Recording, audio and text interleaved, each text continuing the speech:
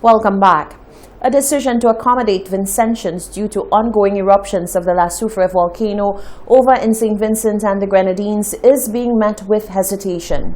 So says Prime Minister Alain Chastanet as he detailed the ongoing process to cater to evacuees.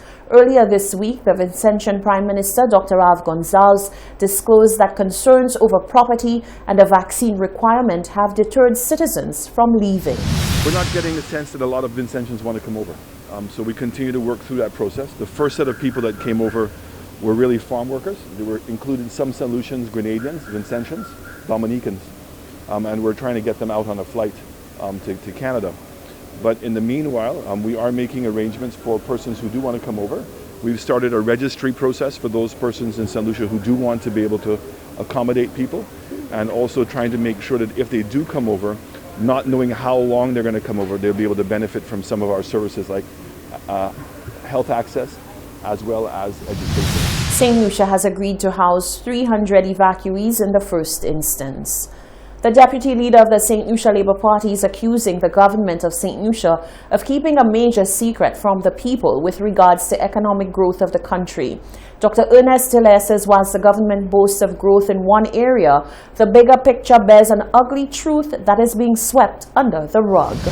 Over the years, the United Workers' Party administration has boasted a number of achievements regarding the growth of the nation and its economy. However, according to the deputy leader of the opposition St. Lucia Labour Party, the government has not been entirely truthful with the economic figures. Dr. Ernest Hilaire said on Wednesday that he is not expecting much to come out of the current budget debates, and he is especially not expecting the figures surrounding the social economic review that shows a contraction in the economy of the country.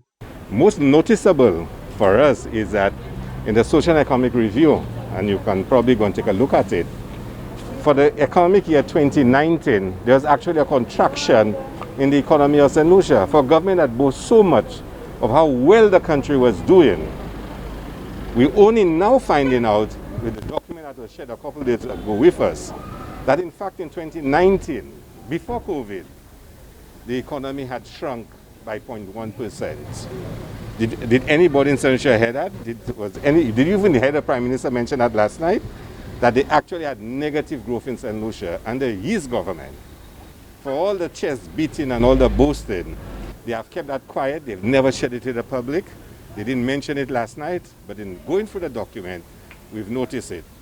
So when we said that COVID did not bring about economic hardship in this country, it only exposed it, we were right all along. Dr. Hilaire said the opposition will be exposing the deficiency and faults of the budget over the next couple of days. Reporting for Hot 7 News, I am Genevieve Gonzalez. The St. Lucia Teachers Union is commending teachers for doing a remarkable job despite the circumstances due to the COVID-19 pandemic.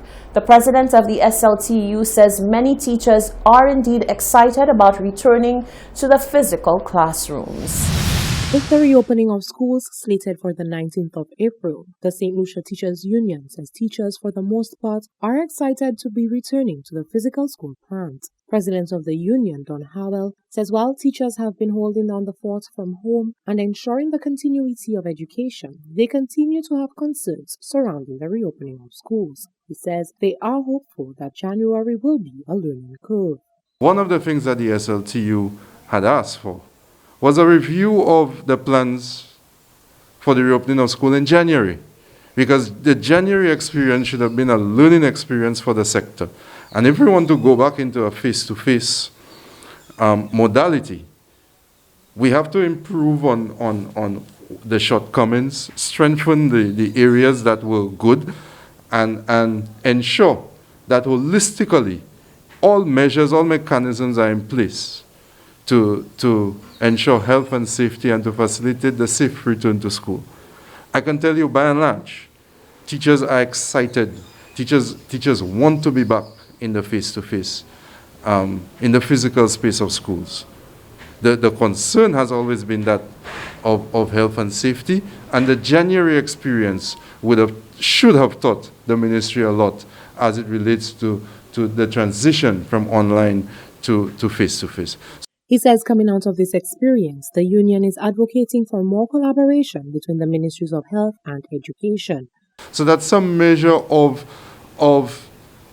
priority testing can be given to cases that emerge in a school.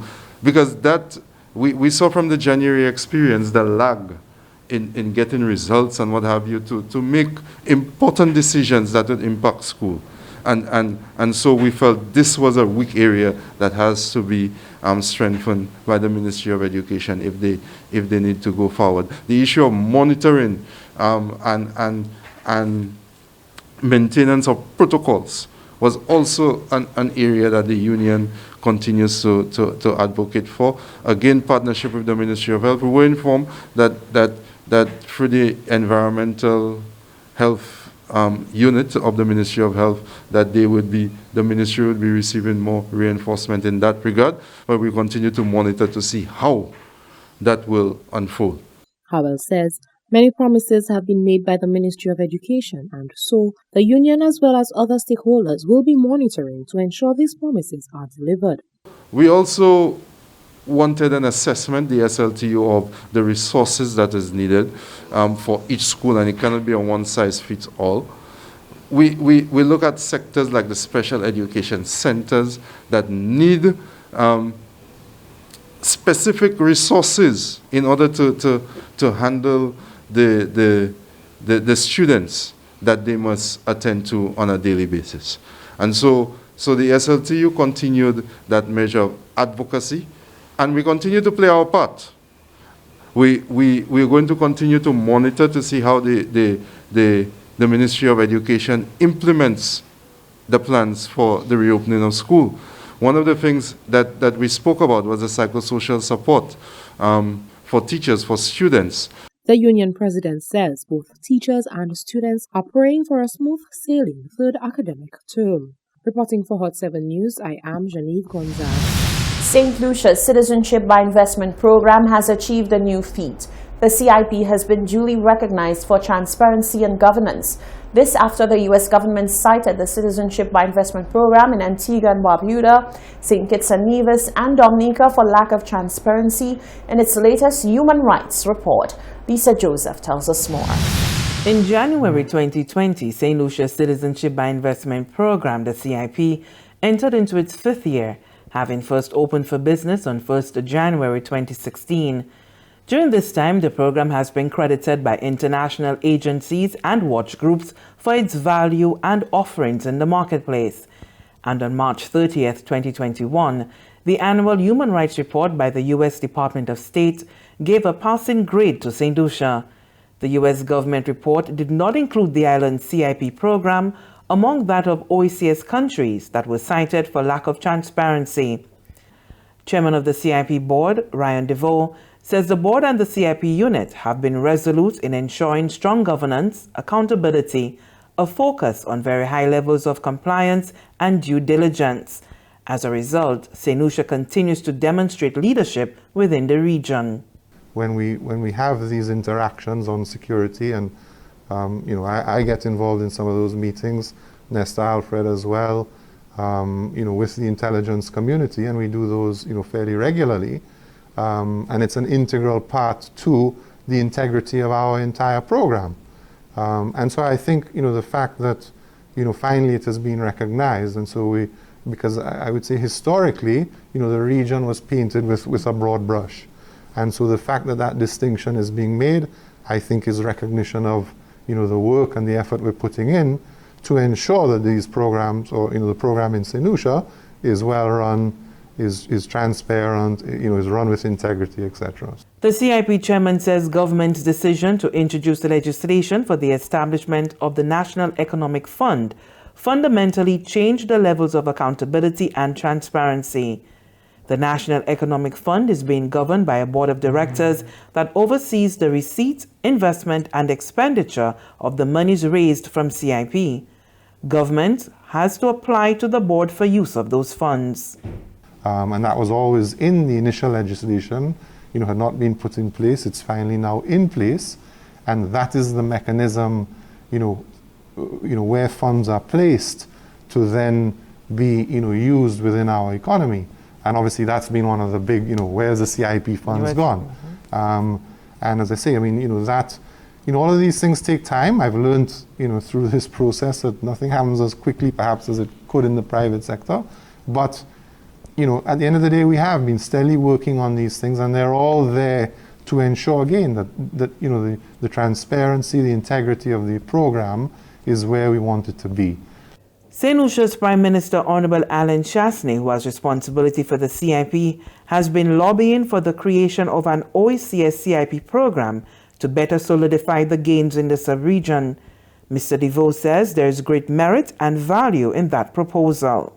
I think, St. Lucia is a huge proponent of that. And again, when we drive, the integrity and the transparency that we believe we've demonstrated, we've done here in St. Lucia, we think that's important for the region. We think it's important for sustainability. When you talk about, due diligence and having a common standard, we fully support it. Our own Nesta Alfred is chair of the regional committee of the CEOs. And so that is an agenda that we definitely support. You've seen recent traction with the ECCB, looking to, try and facilitate some of that.